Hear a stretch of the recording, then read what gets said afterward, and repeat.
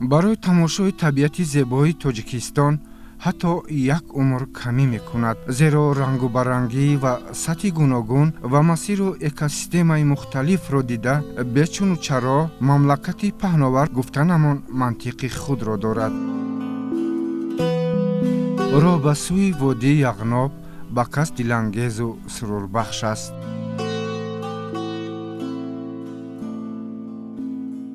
манораи мазкур ки дар саргаҳи водии яғноб истодааст беш аз 12 метр баландӣ дорад ва ҳамин гуна аз ҳисоби шусташавии қабатҳои ҷинсҳои кӯҳӣ ва ҳамчунин аз дигар таъсиру омилҳои техногенӣ ба вуҷуд омадааст ва чӣ хеле ки мебинем дар стуни табиӣ беш аз 12 метра санги беш аз 1 тоннага истодааст.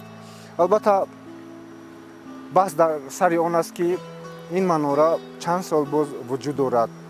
бори аввал соли 1871 зимини экспедитсияи муҳаққиқ мушкетов ки пиряхи зарафшонро бояд таҳқиқ мекард, аввал ӯ ба водии яғноб сафар кард ва ҳавзаи дарёи яғнобро омӯхт ва дубора аз тариқи ҳудуди ноҳияи кӯҳистони масчоб ба пиряхи зарафшон сафар кард ва ҳамин гуна дар асарҳои илмии солҳои 1870 дар бораи манораи мазкур иттилои зиёд дода шудааст ва ҳамин гуна соли чанд дорад аз 2 то 25-30 миллионро гиё ки дар бар мегирад. манораи мазкур тадқиқоти алоҳидаи олимонро нисбат ба муайян кардани сину сол тақозо дорад ва ба ҳар сурат як манзараи хеле зебо аст ва ҳар касе ки аз ин роҳ мегузарад диққати ӯро ҳатман ин манзараи хеле ҷолиб ки бо дасти табиат сохта шудааст ба худ ҷалб мекунад.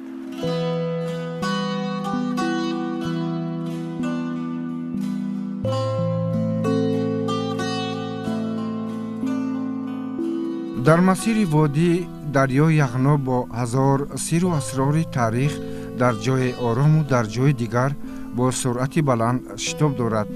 аз он ки оби садҳо чашмаву даҳо пиряхҳои хурду калон бо ҳам омаданд, метавон гуфт ки иттифоқи мурчагон дар пеши мавҷи дарё ҳеҷ аст. манзур на зуру шиддат, балки бо ҳам омадану бо ҳам омехтану иттифоқи оро буд.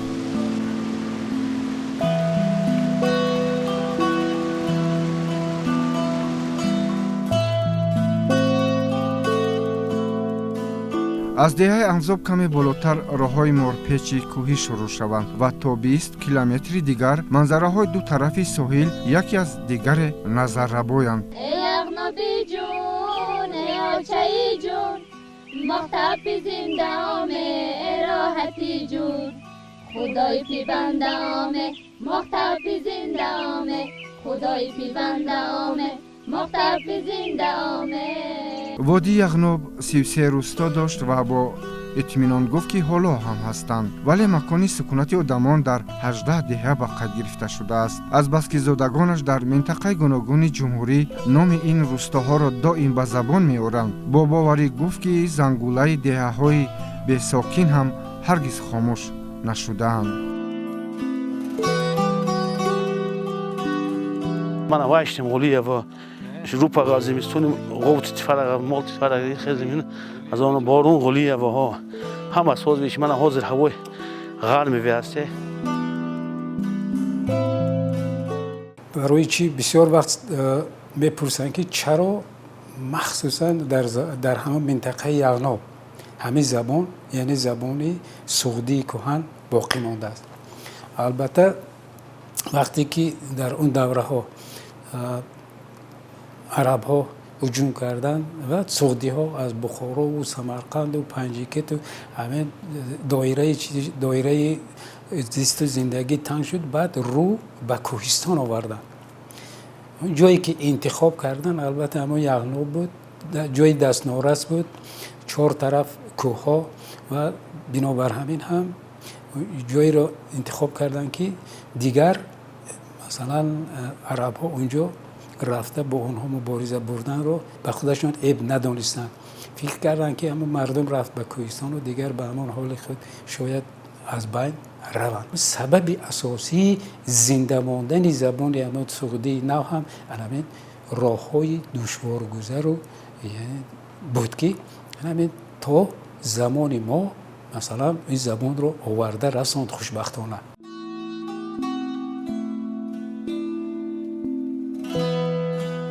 وادی یغنو با وسیله اکوسیستمای نادر و محفوظ ماندن زبانی سعودی قدیم در جهان معروف است که هر دو عامل برای تأسیس دادن پارک طبیعی ملی یغنو باعث گردیده است.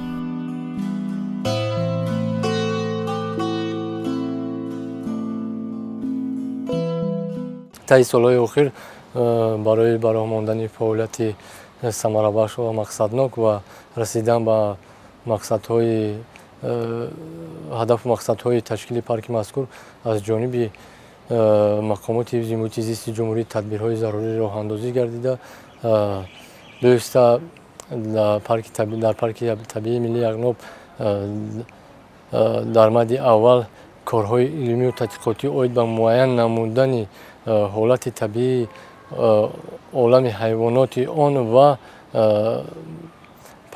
معین نمودن حالت پاپولیاسیون حیوانات نادر در حدود مذکور گذرانده شد که خوشبختانه در رفت این مانیتورینگ بیولوژی دوامناک در حدود پارک طبیعی ملی یغنو سرشمار معینی حیوان نادر ببر برفی، خرس ملای تیانشانی، کپک اولار و نمودهای زیادی معمولی عالم حیوانات از قبیل بزرگویی سیبری،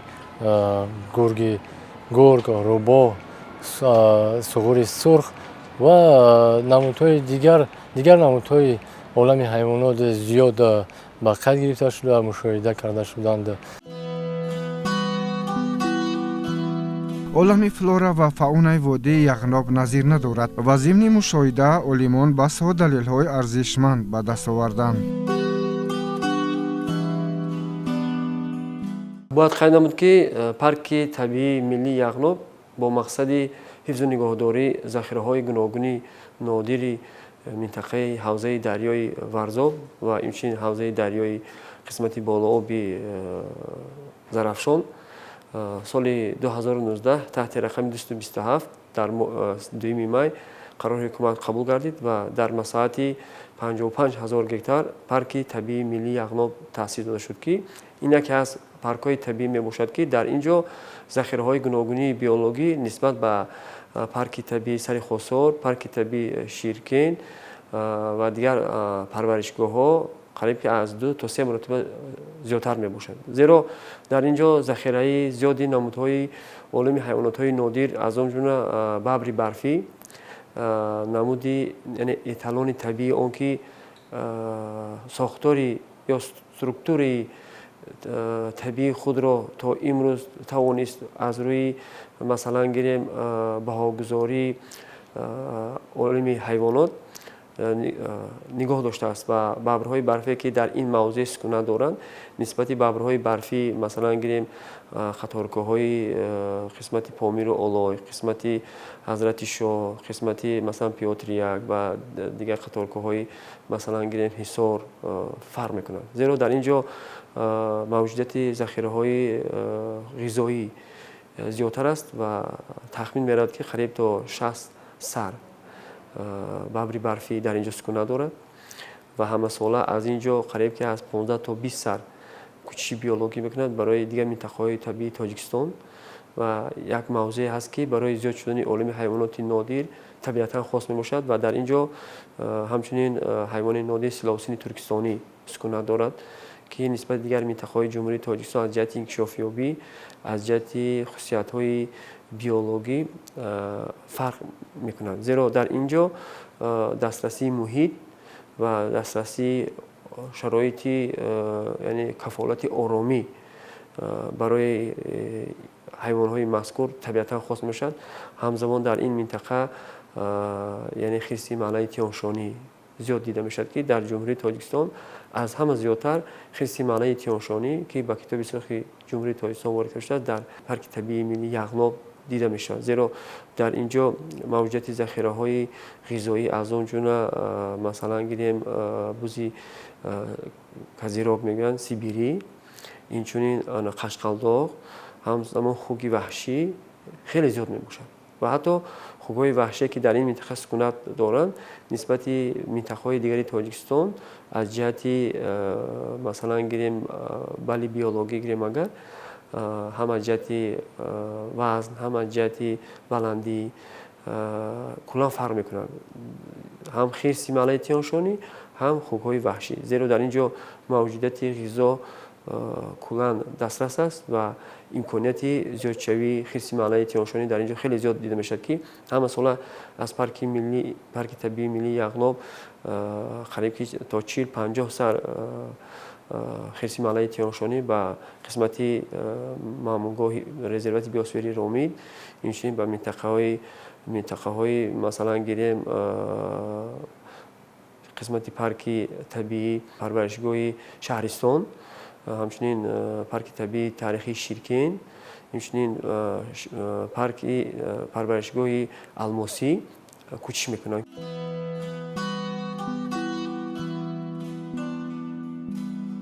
امروز با وسیله تأسیس یافتن پارک طبیعی ملی یغناب وادی از بنوبست رها یافته تدریجاً باشد هم انفراساختاری گوناگون بنیاد می شود.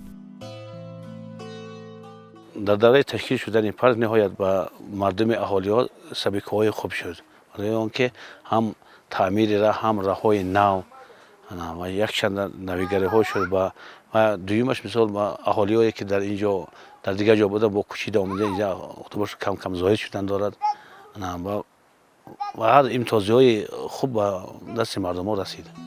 پیش از همه راه‌ها ساخته شده جهت حفظ بویگری طبیعت چاره‌های مؤثر اندیشیده شدند. در وادی یغناب 33 دهه اهالی نشین بود تا سال 1970 پیش از مهاجری. عین حال از 33 15 دهه آدم‌ها استقامت کننده ایستاده هستند. ماندگی 18 تاش به اهالی در حال نیست. دهه کلانترین دهه پیسکونه، قوله، بعد غرمینه. با من اینجا و ماندگی دهه هم محله ها باجیده بشه و اینجا هستن. در همین اهالی هست، عمومی همه اهالی 78 عائله می باشند. هر یک روستا در وادی یغناب سرگذشت خود را دارد که مربوط به طرز خاصه زندگی مردم و طبیعت می باشد.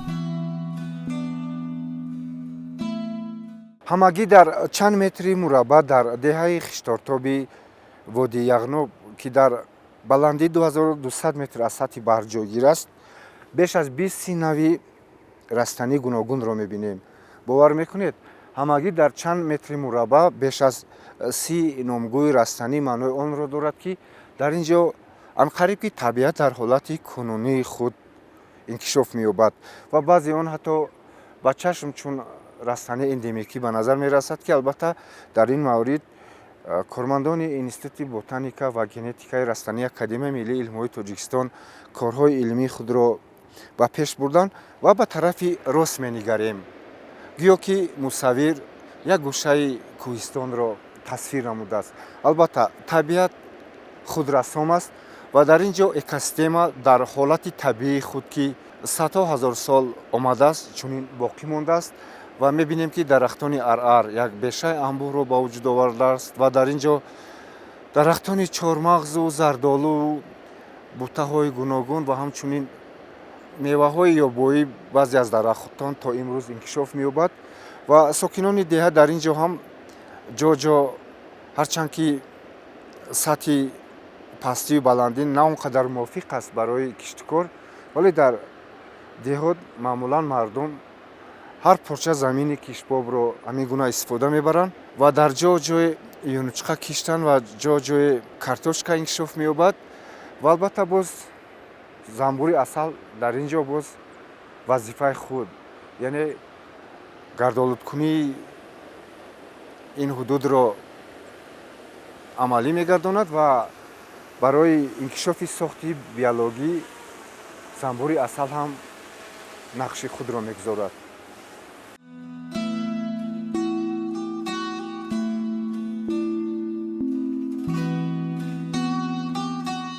15 دقیقه به 10 لیتر آب میجوشد. یعنی که چون نیروی برق بود است گرمش نیروی برق بوده کنه. چقدر گرم. درجه بلند است. یعنی که یک دستیاری به مینت گویی میشد این تجهیزات خورد. چای میجوشد، غذا پخته میشد، آب گرم کرده میشود. در کدام ماه استفاده بردن ممکن است؟ اینا در ماهای تابستون بسیارتر تیز میجوشونه، در زمستون دیرتر میجوشونه آب. بله. وابسته به حرارت آفتاب.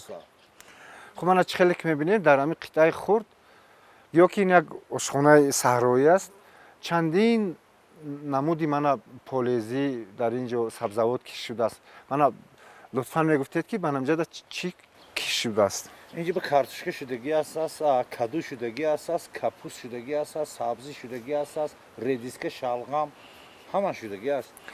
توهینا چند نمودی گل. سیب من اینجا هست. من اینجا علفای کوه انا سیالاف میگون چیزو میگون آورده شینوندگی همش برومدگی در بهار ما یگون جون میریم اینجا اوش میکنیم. بله. از علفای کوهی کدام نمود بیشتر شینونده شده است؟ بیشتر علفای کوهی سیالاف شینوندگی است.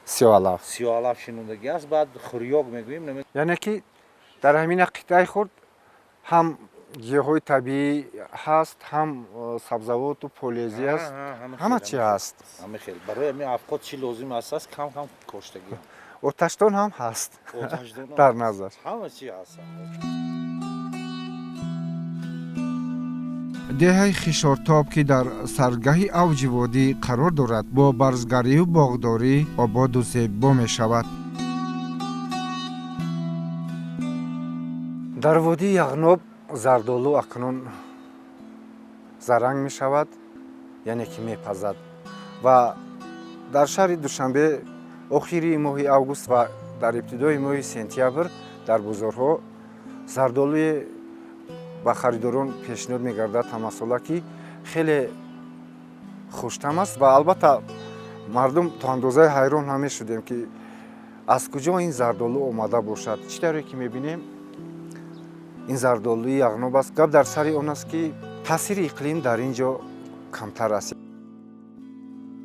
در روستا هر پارچه زمین بسا صرفه‌کارانه کشت و کار می شود و زمین های کشت به دو تقسیم شدند. بیرون از روستا محصولات برای بازار و مزرعه حولی باشد برای احتیاجات روزگاری خاندان استفاده می شود. سال تا سال نامگوی شغل خیشارتابیان زیاد می شود که به کشاورزی علاقمند است. سال 70 زندگی میکردیم، کوچونده برده بود. بعد پدر ما در کامبینیتی معدن تولکنی انزاب کار میکرد. از اونجا پنسه برآمد اینجا اومد، ما همراهش اومدیم و زندگی کردیم. اینجا همین بعضی سالها از 20 نوامبر برف میبارد. بعد اوضاع اقلیم زمین دیگر شدگی برف کم میشه. پیشتر برف 2 متر میبارید در اینجا همه وقت. حاضر عوض شد، کم برف میبارد. نه که راه ما از ماه امی دکبر من میشد تا ماه مای ترمه های برف من میشد. ماه مای آخرهای ماه مای بعد راه تازه میکنند.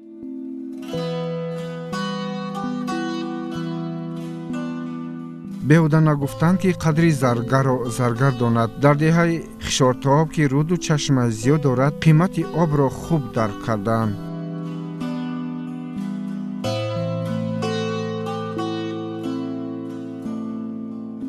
اون مسئله که ما رو در وادی یغنوب به شگفت آورد مسئله معرفت استفاده برای آب است.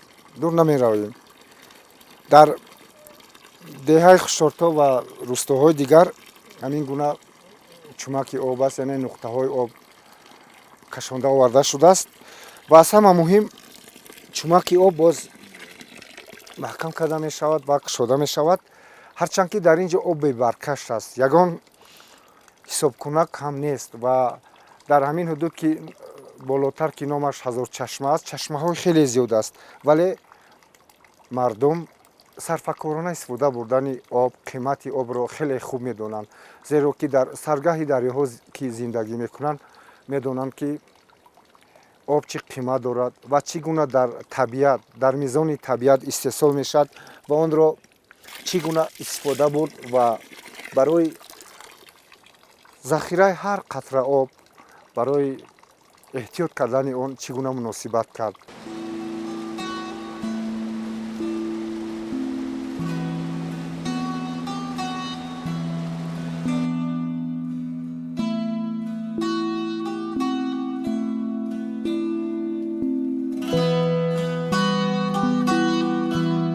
воҷа яғноб суғдӣ буда онро муҳаққиқон ба маънии дараи яхин ва дараи фароғ тафсир карданд. яғноб водӣ аст ки дар километри 150 самти шимолӣ душанбе дар ҳудуди ноҳияи айни доман густурдааст. ҳарорати ҳаво дар водии яғноб дар фасли тобистон аз 30 то 33 дараҷа гарм мешавад. зимистон бошад асосан 15-16 дараҷа сард шуда дар баъзе ҳолатҳо сардии ҳаво ҳатто ба 30 дараҷа мерасад. парки табиии миллии яғноб аз сатҳи бар дар баландии 2500-3000 метр ҷойгир буда бо тағйирёбии иқлим пирахҳои кӯҳҳои зарафшон солҳои охир об гардида кам мешаванд. баҳор дар яғноб аз моҳи апрел оғоз меёбад. ҳудуди 4-5 моҳ бо сабаби дароз будани фасли зимистон ва хафи фаромадани тарма роҳ аз яғноб то ба диҳаи анзо баста шуда ҳаракати нақлиёт ва рафту омад қатъ мегардад. аз ин рӯ мардуми ин водӣ дар фасли тобистон тамоми маводи зарурии эҳтиёҷоти рӯзгорашонро захира менамоянд.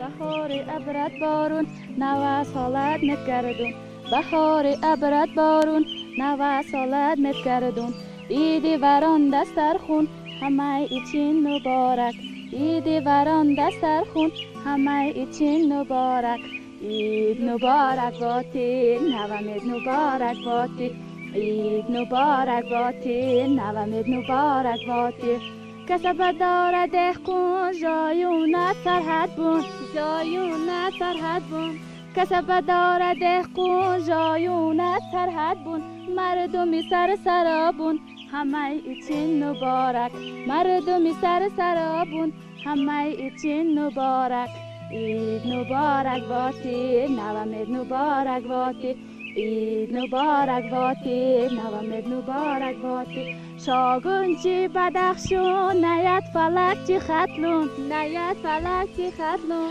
شاگونچی بدخشون نیت فلک چی خطلون یغنا بیزی واکیپی واواش چو سوغدی بوستون یغنا بیزی واکیپی واواش چو سوغدی بوستون اید مبارک باتی نوامد مبارک باتی اید مبارک باتی نوامد مبارک باتی аз баски дар яхноб табиат аз омили таъсири инсон маҳфуз аст. олимон дар гӯшаҳои гуногуни яғноб кӯчиши ҳамасолаи паррандаҳоро аз дигар мавзеъҳо мушоҳида намуданд.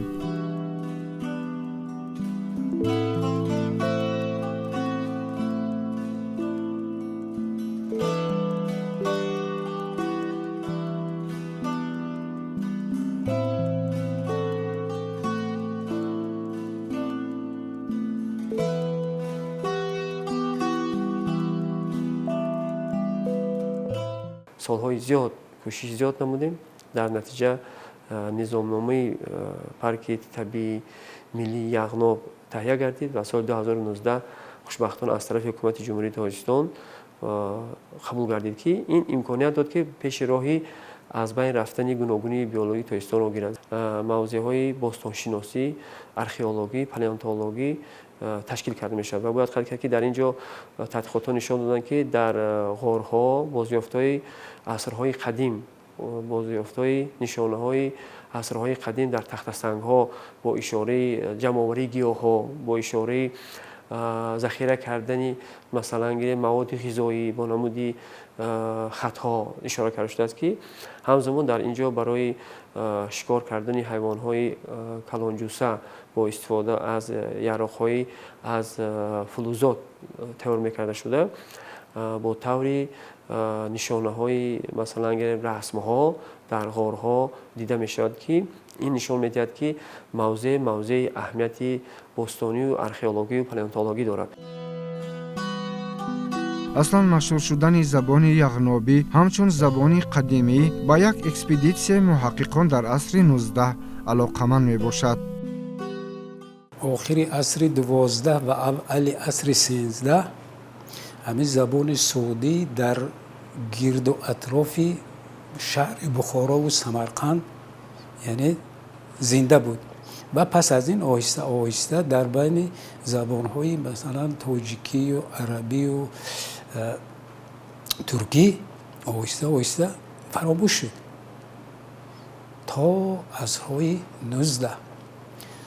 بعد در سال 1870 شرقشناسی روس با نام الکساندر کون و با همراهی ترجمانش از سمرقند به سرگاه زرافشان از جمله به یغناب هم سفر میکنند. در همین رفت سفر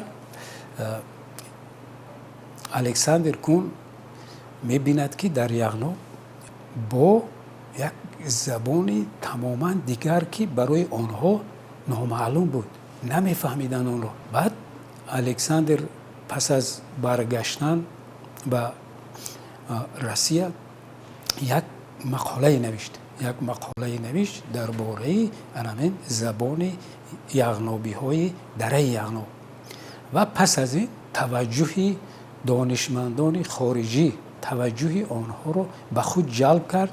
اولی عصر 20 بعد سفر محققین اروپا و روسیه به دره یغناب بسیارتر شد و اول آنها این زبان رو به زبانهای دیگر میگفتند که این زبان از فلان زبان است، از فلان زبان است و وقتی که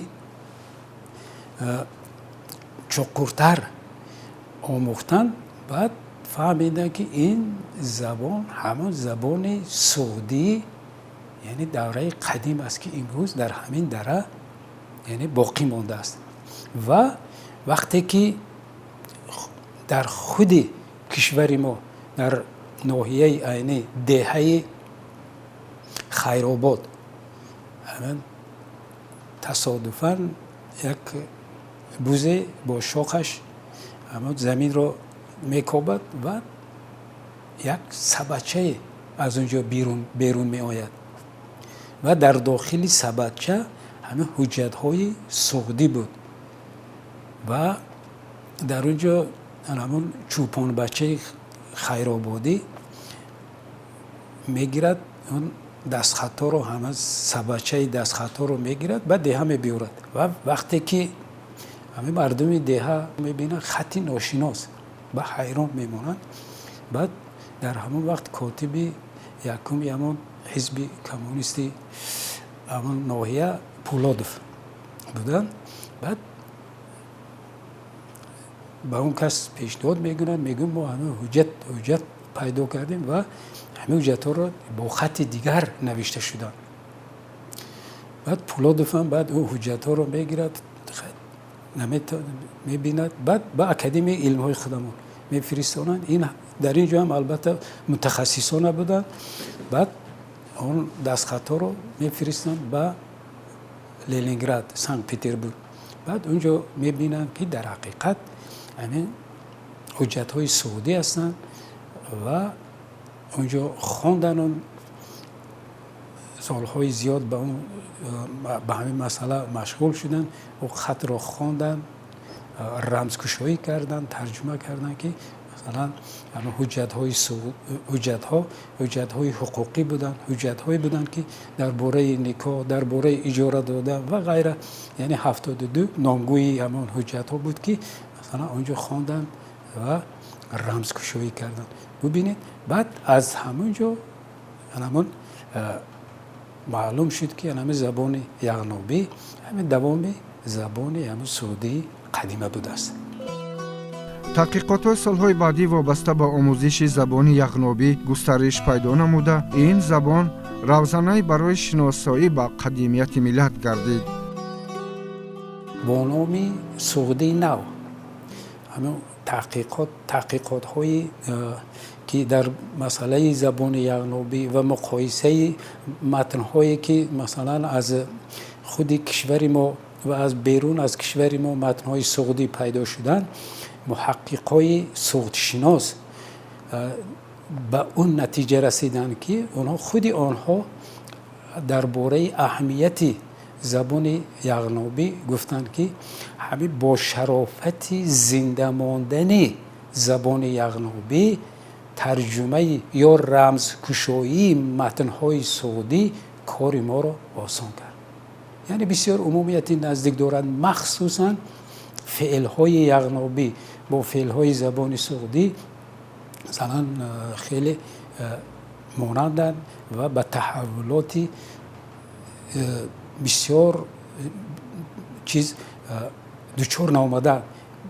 بسیار فعل‌ها عیناً امروز در زبان یغنابی باقی مانده. این از خصوصیت همون که مثلا محققان سوخشناس این خصوصیت‌های همون مشترک بودن یا از همون زبان سعودی منشأ گرفتن زبان یغنابی و یا ادامه همون زبان سعودی بودن زبان یغنابی را معین کردند. آلبرت لیونیدویچ خروموف به زبان یغنابی مخصوصا همون مراغ ظاهر کرده، راجع به این مسئله یک دیسرتاسی دکتری نوشته بود و یکی از محققان دیگری سابق اتحاد شوروی بسیار میخائیل نیکولایویچ باگالیوبوف بودند که مخصوصا اون کس به همه تحقیقات تاریخی و مقایسه همون کلمه های سعودی و تاجیکی و یغنابی یعنی مشغول شده بود. مثلا از خودی اشعار ابو عبدالله رودکی تحقیقات گذراندن که بیش از 1% اشعار رودکی رو مثلا اشعار رودکی رو که امروز ما سردفتری ادبیات کلاسیکی ما به حساب می رود، مثلا بیش از 1% اشعار او را کلمه های سعودی در بر می گیرند، مثل آغاز، نغز، ذوق و غیره و غیره که مثلا در مثال من مقاله های زیادی دارم که راجع به این مسئله توجه ظاهر شده است و همون کلمه هایی که مثلا از زبان سعودی به زبان تاجیکی وارد گردیده امروز در زبان تاجیکی استفاده می شوند و یا گویش های زبان تاجیکی مخصوصا گویش های تاجیکان سرگه زرافشان مسجاه و عینی و پنجیکت خیلی کلمه های سعودی استفاده می شوند. سال 1986 در اکادمی ملی علم‌های تاجیکستان یک گروه خرد برای آموزش زبان یغنابی تأسیس داده می شود که اولین خادم علمی از تاجیکستان محقق سیفالدین میرزایف به شمار می رفت. من از سال 86 در اونجا کار میکردم و آهسته آهسته یک گروه خردکه که یعنی سکتوری یغناب شناسی هم تشکیل کردیم و باز این کتاب های درسی هم نوشتیم. الفبای زبان یغنابی رو هم ترتیب دادیم لیکن با الفبای امروزه همون خط کریلی همون و توسیم ویچور کتاب های درسی و نوشتیم و فرهنگ های دو زبانه یغنابی تاجیکی با خط کریلی، فرهنگ سه زبانه یغنابی تاجیکی انگلیسی و دو زبانه یغنابی فارسی هم تهیه نمودیم. با اندیشه عالمان اگرچه زبان سعودی در پهنای ماوراءالنهر در عصرهای 12 و 13 موقع خود را از دست داد، ولی چون گویش قدیمی تاجیکان در ذخیره لغوی زبان تاجیکی موقع خود را مستحکم نمود. زبان سعودی سه شکلی یعنی سه شکلی نوشت داشت. معنوی بود، بعد سعودی بود، یعنی در چیزها هست، در همون کتاب های علمی هست و تحقیق شدن، یعنی صاحب خط بودن، زمان صاحب خط بودن و یک زبان بسیار مهمی همون دوره بود که مثلا زبان بین المللی تجارت بود در راه ابریشم. متاسفانه پس از بین رفتن زبان های فارسی میانه از جمله هم زبان سعودی و خط هم به یاد فراموشی رفت، زبان هم به یاد فراموشی رفت. بنابراین فقط در کتاب های علمی ما خط را دیده می توانیم. سرچشمه آن همون الفبای آرامی است و از طرف دست راست به چپ نوشته می شود و اون هم مثل هم خط عربی الفبای فارسی می چسبد، یعنی حرفایی است که چسبانده هستند. یعنی بعد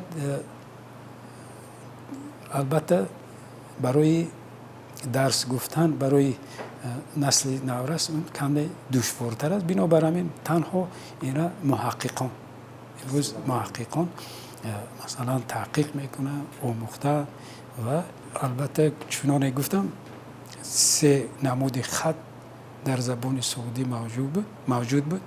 البته با هر یکش خصوصیت خاص خودشون رو داره. بنابراین برای نسل امروزنه و برای محققا امروز دسترس است. درباره زبان قدیمی سعودی که ریشه اصلیش را زبان یغنوبی مینامند، در شرح حاشیه زندگی ابو علی سینا و ابو ریحان بیرونی درج گردیده است. وقتی که بیرونی میگوید زبان من زبان سعودی قدیم است، یا مثلا ما میدونیم که همون سینا مادرش سعودی بود، این البته ما در همون جای تولد شدیم به وای رسیدیم که همین ماور و هنر است. ما امروز بر همین زبان ما زبان ماور و نهری تاجیکی و اونا هم که در همین منطقه زاده شدن، تولد شدن، تعلیم گرفتن، برای همین در اون زمان بود تا اون وقت چون قبلا من گفتم که تا آخری عصر 12 و اول عصر 13 همین زبان سعودی یعنی در گرد و اطراف شهرهای بخارا و سمرقند زنده بود. این به سبب نبود البته، یعنی بعد آهسته آهسته اینا از بین رفتن. البته اونها هم میدونستن و شاید همون زبان قدیمه سعودی رو آنها میدونستن شاید، لیکن مثلا در اثرهای خود رو با زبان تاجیکی و عربی تالیف میکنن. با وجود این اونها خودشون اقرار هستن که مثلا هر یک چیز وقتی که گفته میشه البته دلیل دارد. اونها هم دلیل داشتن که این سخنها رو میگفتن و این بهوده مثلا محققان این زبان رو نمی آموزن. یک خصوصیت بسیار آموزشی تاریخی زبان دارد. برای همین این زبان‌های قدیمه آموخته می شود. به واسطه زبان‌های قدیمه ما می توانیم از تاریخ خود، از تاریخ ملت خود، از عرف و عادت آنها، زندگی آنها، اقتصاد آنها یعنی بهره بریم، آگاه شویم. البته در انستیتوت زبان و ادبیات اکادمی ملی علم‌های تاجیکستان آموزش زبان‌های قدیمی تاجیکان به طور گسترده مورد آموزش قرار داده می شود که با این وسیله تاریخ زبان تاجیکی چون یک رکن تمدن جهانی باز هم دور و گوهری بیشتر به خود می‌گیرد. این بخت ما است که بیشتری زبان‌های قدیمه در تاجیکستان حفظ شدند. با شرافت استقلالم که در ماده 4 زبانمون آمده است، همین زبان‌های گروه زبان‌های پامیری و زبان یغنوبی حفظ کرده شود.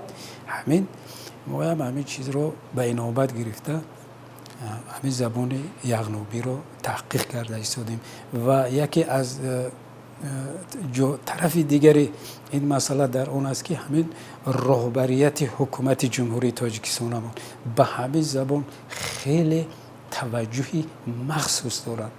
همین توجه مخصوصی آنها بود که وقتی که سفر کاری خود را در سال 2011 به ولایت سوغد آغاز کردند، اون کس سفر کاری خود را مخصوصاً از وادی یغنوب سر کردند. در همون یغنوب گفته بودند که بیایید وطن را آباد کنید، همه زبان رو نگذارید که همه زبان قدیمه از بین رود. جهان بینی و یک خیرتمندانه پیشوای ملت از اینجا احساس می شود که یعنی به زبان‌های قدیمه توجهی مخصوص دارد. яғноб қабл аз муҳоҷирати сокинонаш аз 32 деҳа иборат буда қариб 4000 нафар аҳолӣ дошт. тибқи маълумоти байрӯйхатгирии соли 1970 3200 нафар аҳолии он ба ноҳияи зафаробод кӯчонида шуд. қисми дигари аҳолӣ бошад пеш аз муҳоҷиркунонӣ шаҳрҳои душанбе, ҳисор ва ноҳияи варзобро ҷойи истиқомат қарор доданд. бо мурури замон як зумра яғнобиҳои таҳдашт ба диёри бобоии худ яғноб баргашта ба эҳёу ободии он шурӯъ намуданд. ватани аҷдодии суғдиён тадриҷан аз нав обод ва муҳимтар аз ҳама дар кӯҳистони яғноб суннатҳои маҳаллии мардум аз нав эҳё гардиданд. баъзе номҳои ҷуғрофӣ аст ки бовар кунед ҳамон решаи онҳо ба ҳамон бисёр қадим ба чизҳои забонҳои ҳиндуаврупоӣ бурда мерасанд. масалан ман як мақолае навиштам ва муқоисаи он буд калимаи номи ҷуғрофие тривир ва ман калимаро гирифтам бо фаридун фреидун муқоиса кардам. яъне як номи антропонимӣ, якта номи ҷуғрофӣ ки фаридун дар шоҳномаи масалан фирдавсӣ ва тривир дар номи яке аз деҳаҳое ки масалан имрӯз деҳаи вайроншуда ҳисоб мешавад ва бине три ҳамон решаи вай три дар забони яғнобӣ сарай бо лаҳҷаи шарқӣ ва тирай бо лаҳҷаи ғарбии яғнобӣ. яъне ин шумора аз се аст. бинед бо забони тоҷикӣ имрӯза се, бо забони русӣ три ва бо забони немисӣ драй ва бо забони англисӣ сри. бинед ҳамин решаҳоро кофтам. манам фрейдунам ҳамин хел аст. яъне ваям аз ду реша иборат аст. се ва яъне тан се тан онҷо. инам ҳамон се бародар три ҳамон се ва вираш мард дар забони суғдӣ ва маънои мард аст ва имрӯз дар забони яғнобӣ айнан ҳамин вир мавҷуд аст, лекин маънои мушаххас гирифтааст. маънои шавҳарро дорад.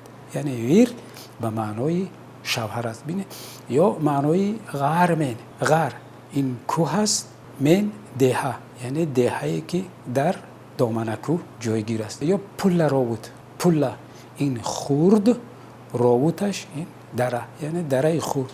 ҳамин гуна калимаҳоро ки масалан агар мо забони яғнобиро хуб ронем ҳамин дар саргаи зарафшон дар масчоҳу дар деҳаҳои ноҳияи айни бинед номи деҳае аст пете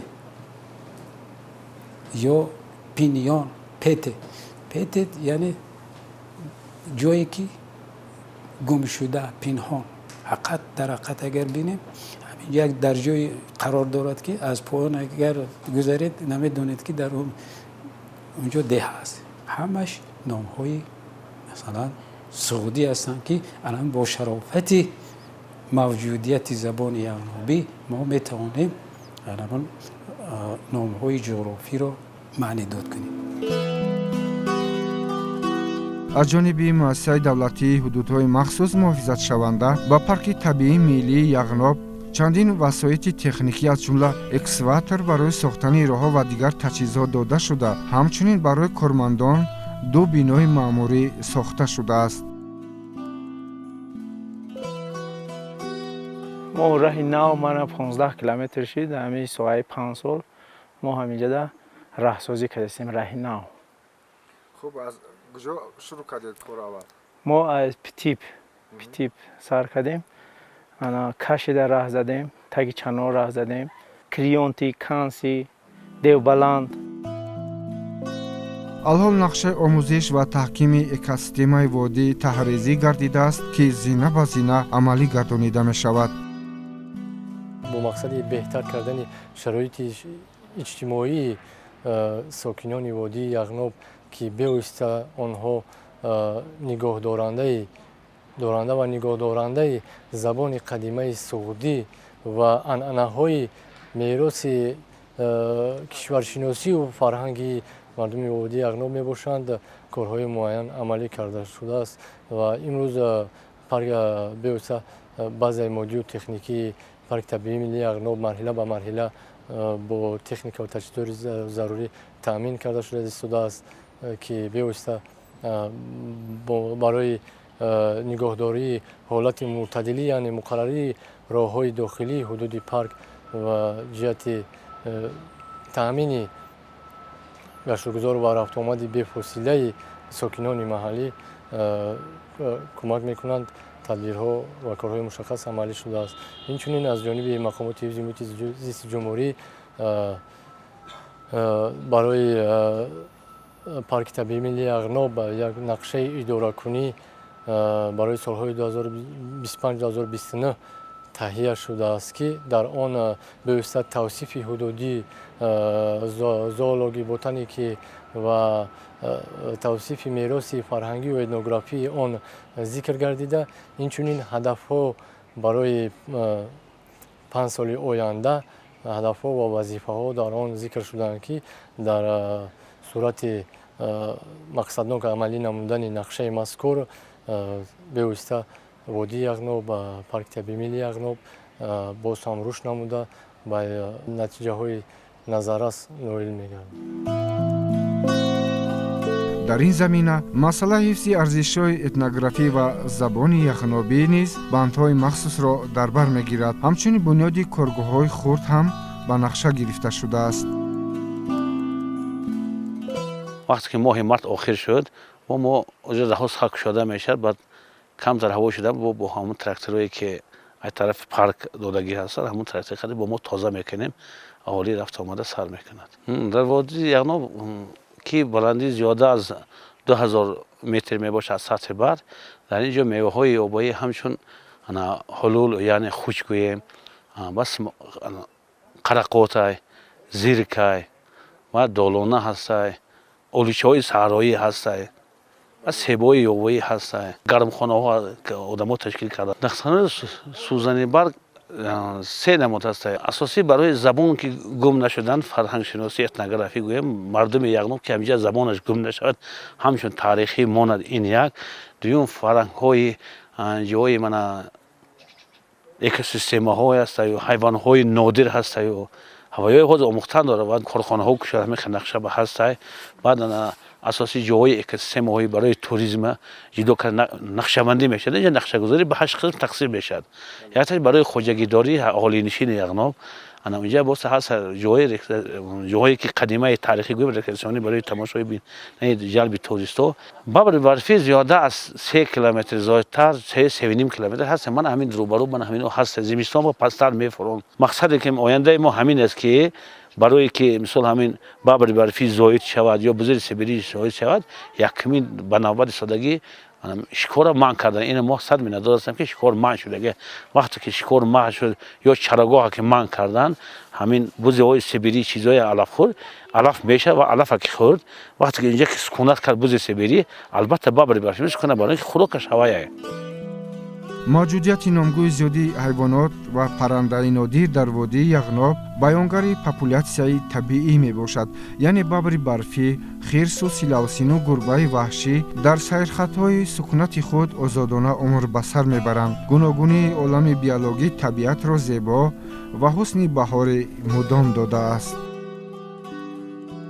бояд мо хизматрасонии экосистемавии парки табиии миллии Яғнобро бояд ташкил кунем. агар ин кор нашавад, аз ҷиҳати ҳифз кардани онҳо, барқарор кардани онҳо кам манфиат мебинем. зеро мо хуб медонем ки масалан гирем аз растаниҳои хӯрдани боб зиёд ҳастанд. аз он ҷумла масалан торон, чукурӣ ё суёлаф ё модел ё ки масалан намудҳои зиёди сӯзанакҳо, шибит.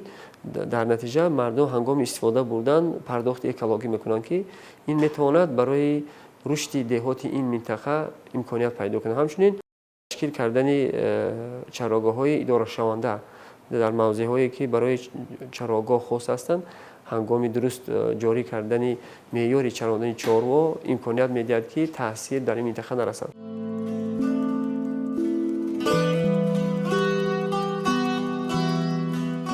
бисёр мехостем ки дар сари ҳар қадам ҷой бишинем ва табиатро мушоҳида кунем, тамошо кунем, вале ба ҳар сурат ба деҳаи маҳтимаин ҳар чӣ зудтар рафта расидан дар кор аст, зеро ки албатта боз ҷойҳои хеле зебо шояд бештар бошад. Азбаски мо бори аввал дар яғноб қарор дорем, кӯшиш мекунем ки ҳар он чие ки зебо аст наворгирӣ кунем.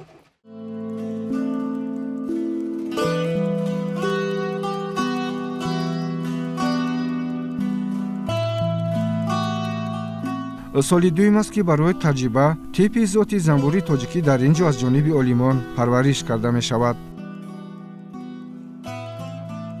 бинед чӣ хеле зоти хуб аст ки бинед аз қисмати поён то болои порра асал рӯйпӯш карда шудааст. ин нишони он аст ки нисбати занбури маҳаллӣ нисбати дигар зотҳо типи тоҷикӣ зоти карпатии занбури асал нисбатан натиҷаи хуб дода истодааст.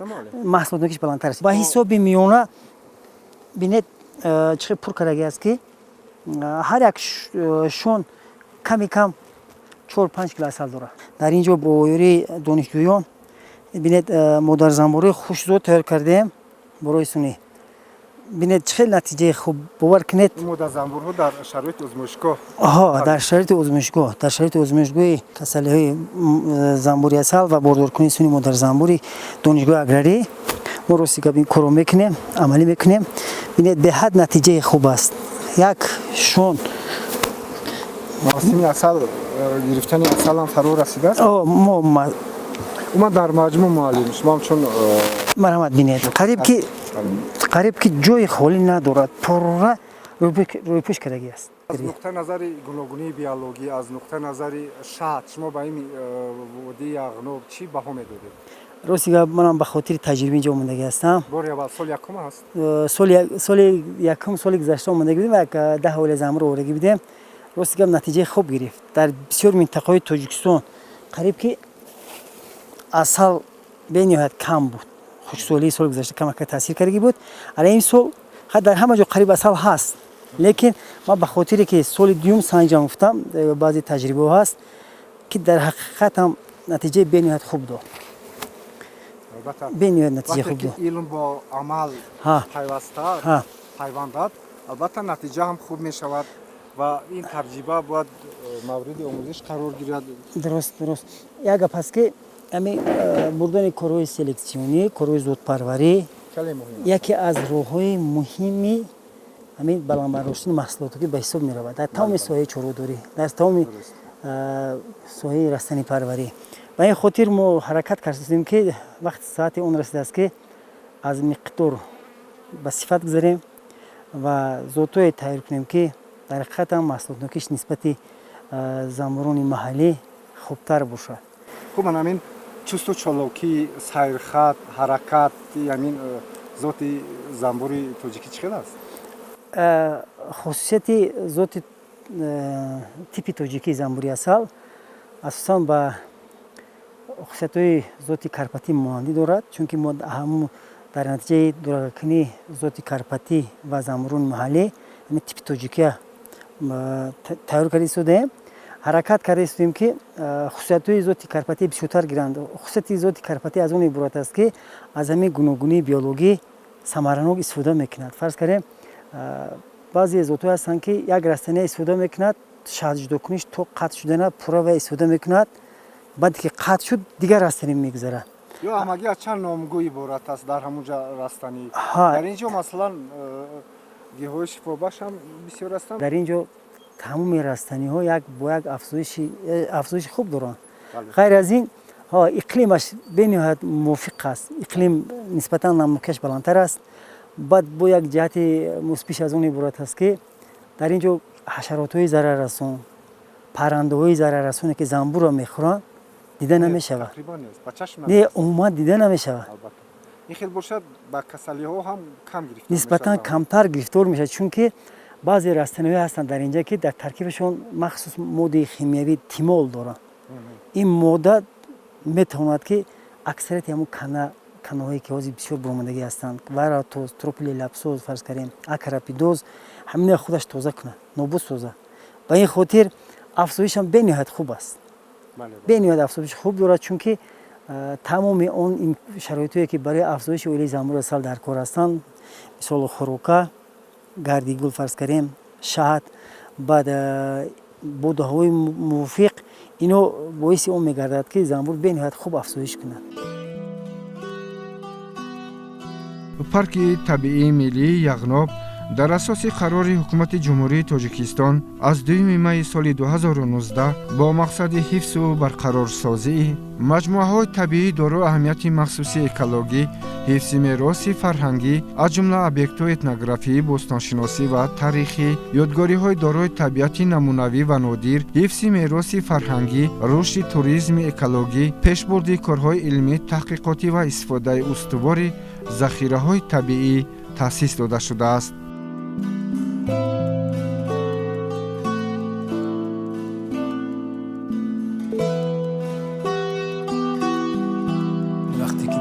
ما استقلال خود را به دست آورد و زبان تاجیکی مقام دولتی را صاحب گردید البته امروز ما آنها را آموخته ایستادیم و از نگاه نو و آموزش زبان یغنوبی یا سغدی نو به ما امکانیت فراهم آورد که مثلا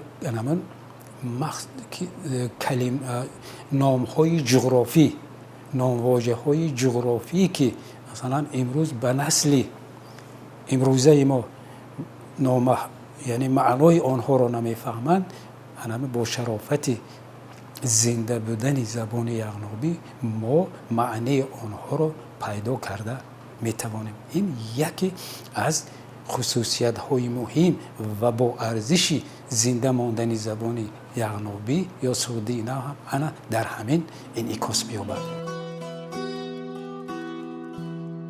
حدود پارک طبیعی ملی یغنوب خیلی وسیع بوده، قریب 60,000 گکتار را تشکیل می‌دهد و جهت جغرافی بلندکوه بوده، دارای اکوسیستم‌های گوناگون طبیعی و عالمه بوی نباتات و حیوانات میباشد. در پارک طبیعی ملی یغنوب 8 نفر متخصص فعالیت دارد.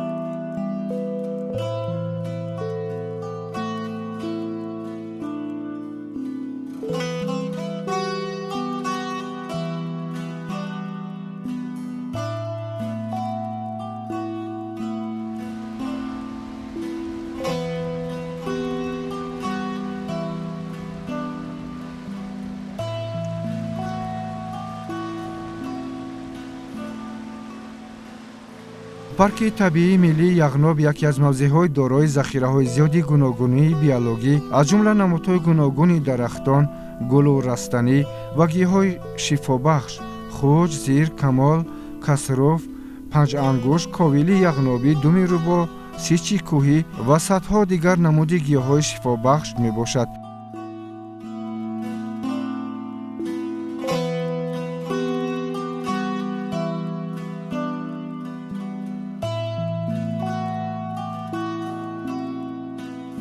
این موضع آموزشی است، موضع معرفی گردانی است، موضع هست که برای باز هم در عرصه بین المللی معرفی نمودن ابیکت های طبیعی تاجیکستان که همچون احیاگری گوناگونی بیولوژی سیاره زمین در قسمت قطارکوهای مثلا گیریم حصار و درواز، پامیر و اولای یعنی سرچشمه میگیرد و برای پورا کردن گردش بیولوژی ما در این موضوع نقش کلیدی دارد.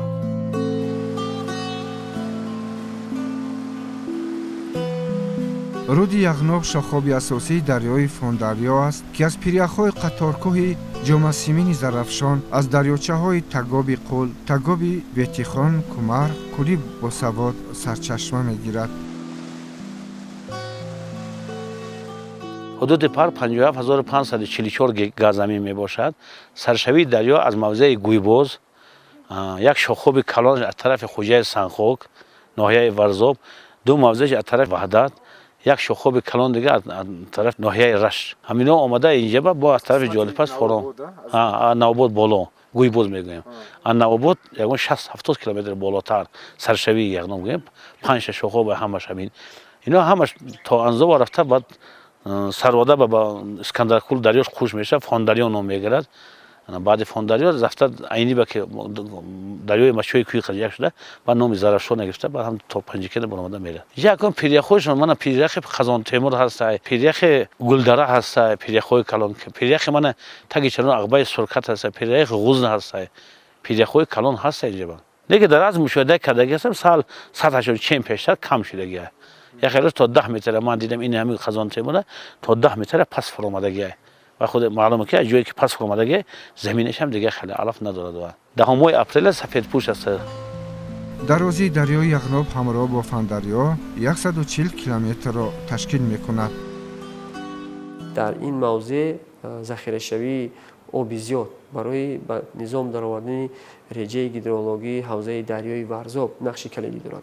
هر قدر که این موضع را اگر ما احتیاطکارانه استفاده کنیم همون قدر منبع‌های شاخاب‌های حوزه دریای ورزاب پرخواهد می‌شوند و طرف دیگر مسئله این است که سال‌های اخیر تحقیقات نشان می‌دهد که در این منطقه زیادشوی پرنده‌هایی که مثلا کوچی بیولوژی می‌کنند از دیگر منطقه وارد می‌شوند این امکانیت می‌دهد از آنجا غازهای کوهی این امکانیت می‌دهد که برای رشد ساحه سیاحی در سمت ساحه بین المللی اویدی آموزشی پرنده های نادر سیاره زمین یعنی هنگامی کار کرده برآمدن خط سیرهای اکولوژی و معرفی کردن موضع هایی که این پرنده های نادر برای سکونت به اینجا می آیند بسیار هم خاص می باشد.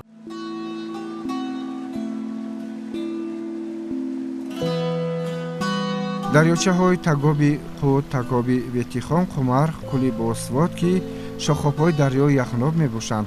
آبشان صاف و زلال و مثل شیر سفید و خیلی شیرین و سرد است.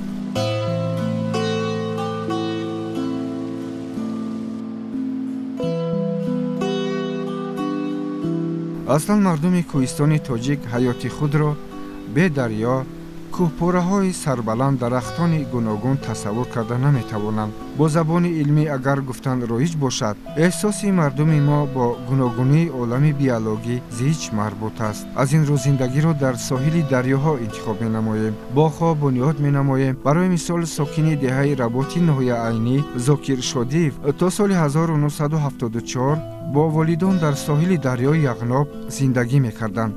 با سبب بنیادی کمبینات معدن تازه‌کنی انزا اهل دهه را به ناحیه یاوان کوچانیدند. بعدا سالهای 90 به ناحیه ظفرآباد کوچ بستند. بعد نفقه برآمدن قرار داد که باز به ساحل دریای یغناب برمیگردد. اول در جای ناآبادی سنگلاخ باغ بنیاد کرد، خانه ساخت و اهل عائله به اینجا کوچ بستند. در تمام این کارها همسرش خاله زلفیه شادیه در پهلویش بود و امروز با نبیرگان در شمیم دریای یغناب عمر به سر میبرند. اصلا برای عائله انیقترش امکی ذاکر شادیف همچون یک شخصی عادی 3 مراتب خانه و در کردن آسان نبود، ولی همان خصلت کوهستانی مهنت دوستی برایش امکان داد که همیشه خوشبین باشد.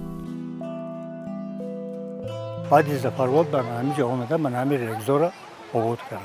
تو من همین باز به همون لبی دریا برگشتن شما در چی میبینید؟ من آبی دریای یغناب گفتید. باز هوای تازه، میوه تازه. باز چی نیاد داره؟ درخت باز چه همین باغ باز چه زیبا کردن؟ باز درخت من همین بالاش باید کندد، باز درخت چناندن. من رگزار که من دیده، من هوای پارکگر با درخت چناندن. با اندیشه مردی روزگار دیده ذاکر شادیف ساکنان سابق 33 روستای وادی یغناب مخصوصا آنهایی که چون او به نفقه برآمدند میل بازگشت به یغناب دارند که این یک عادت معمولی کوهستانیان می باشد. اما که علی نیز همراه پدر که بعد نفقه برآمدند از فعالیت چندین ساله در کمبینات معدن تازه‌کنی انزاب هنوز در سن جوانی به دهه خشارتاب برگشت. او نگفت که حالا جوان است و میخواهد در شهرها زندگی کند. بهانه هم نکرد که به دهه رفته زندگی میکنه که حتی راه و برق ندارد و در دوره فصل زمستان 3-4 ماه حتی امکانی قریب از دهه برآمدن هم نبود. بیهوده نگفتند که دستی آدمیزاد گل است. با آمدن اویله‌ها از ته‌دشت‌ها راه هم ساختند، برق هم آمد و امروز شکر تنجی امانی وطن را دارند و روزگاری آباد و آسوده.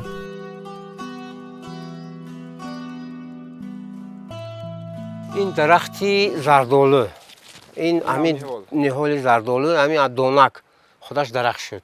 اینو نشوندیم. بله. درخت سیب که پیوند کردید؟ این درخت سیب از جنگل آوردیم اینجا یک 6-7 سال پیش پیوند کردیم. بعد من با سیب حاصل دارم. سیبی خوبانی و کریپسون؟ این دو خیل سیب دارد. یک سیبی من این وای چیز سرخ سیبی باغی. باغ. بین سیبی سفیدچه.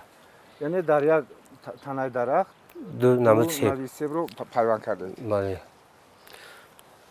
تو چند کیلوگرم از همین باغچه خیلی خرد هم باشد چند کیلوگرم سیب میگیرید هر سال؟ ممکن زیاده از 100 کیلو سیب میگیریم. همین یک درخت. از یک درخت. در اون باغی که نیا دارید بنیاد کنید در اونجا نهالای نو مانا پرورش کرده استودید چند نهال درخت شنوندگی هستید؟ اونجا حاضر یگان 7-8 نهال شنوندیم. نهالی و آلو، نهالی سیب، زردالو. بله بله.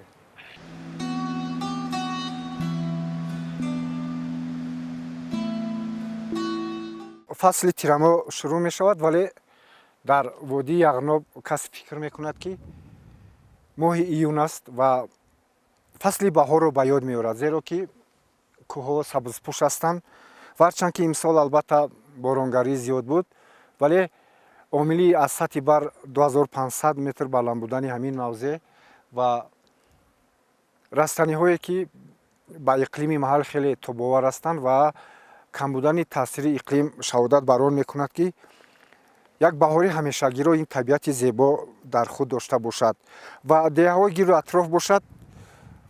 مثلا مختیمین، بده و دومزای از 3-4 اویله عبارت است و حتی در دهه دومزای همگی یک اویله زندگی میکند. چطور مشاهده میکنیم در اینجا البته خانواده ها با پرورش نهال یعنی استحصال سیب شروع کردن، زنبوری عسل، یعنی که استحصالات توسعه می‌یابد زیاد می‌شود و همین گوناگونی عالم بیولوژی البته طبیعت زیبا برای زندگی اونهایی که در اینجا عمر به سر میبرند خیلی خوشایند است.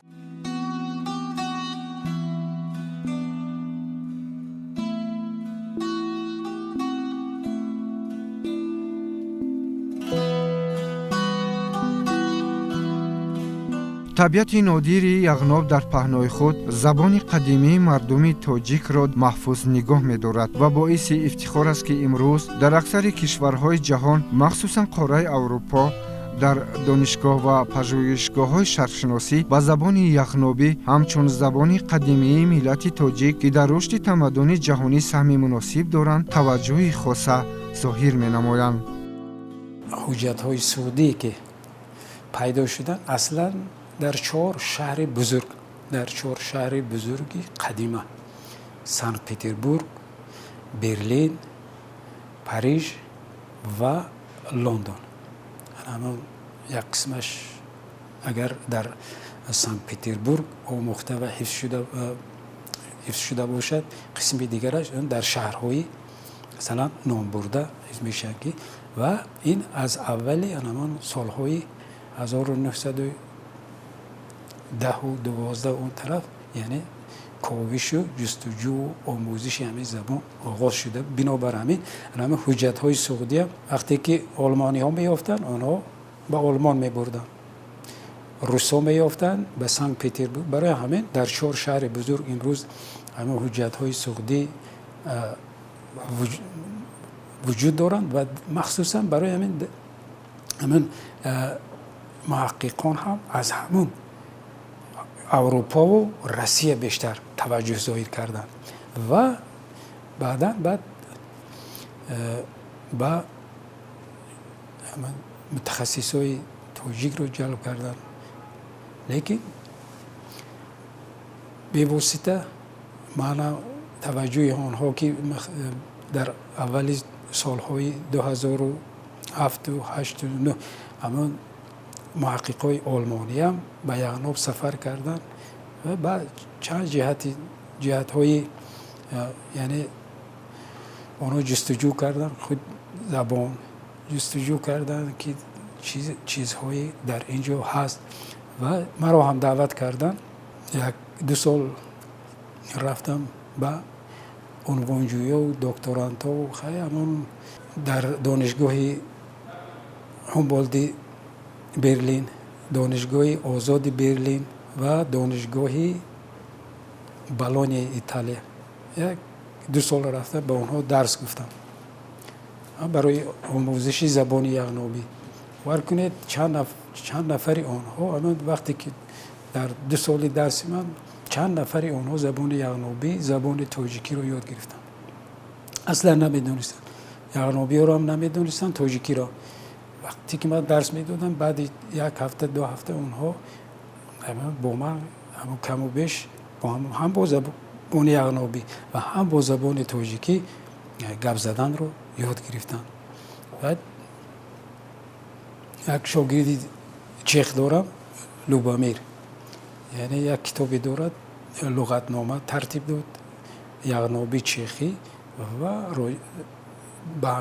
دایر به همین مسئله یک چیزی دکتری هم یعنی دکتر پیشدی هم دفاع کرد. حاضر در موزه همه چیخیا کار میکنند. یک شاگرد دیگر دارم با نام توماس لوی، اون کس از برلین هستند. اون کس درباره مهاجرت اجباری یغناب یک رساله دفاع کردن. اون کس هم حاضر در همون موزه یعنی چیخیا همراه لوبامیر کار میکنند. یک شاگرد دیگر داریم درباره اصطلاحات خویشاوندی در زبان یغنابی رساله نامزدی حمایت کرد از ایران.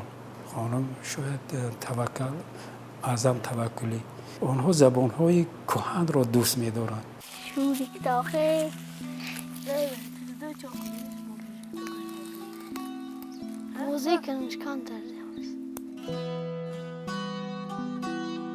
забони суғдӣ аз имтиҳону озмоиши сахти зиндагӣ дар қаъри таърих тавонист дар водии яғноб худро ҳифз кунад ва барои оянда худро нигоҳ дорад. нафарое ки бо забони модари қадима бо забони яғнобӣ суҳбат мекунанд бо тахмини ман ҳамон наздики 10,000 аст. шавем чироғ олхашонем, тик خودتنات لکسانیم، رویم چراغ‌هایمان فروزان کنیم، باز آسیاب‌هایمان گردان کنیم. تاجیکستان دیارم، بازارم هر گلزارم، امونت زار استاد ای صاحب استقلالم، غرتت سایار سرم ای سایه دار غردارم.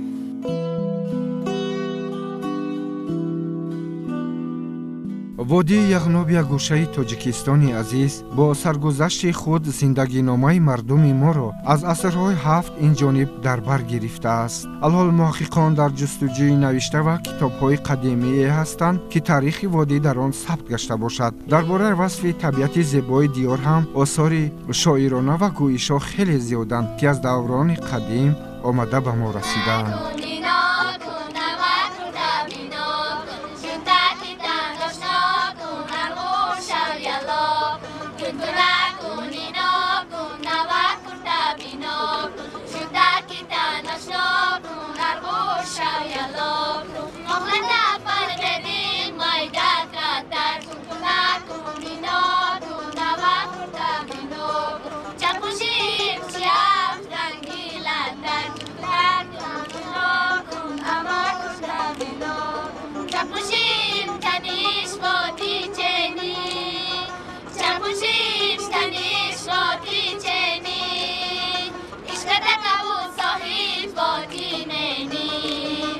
Ishkata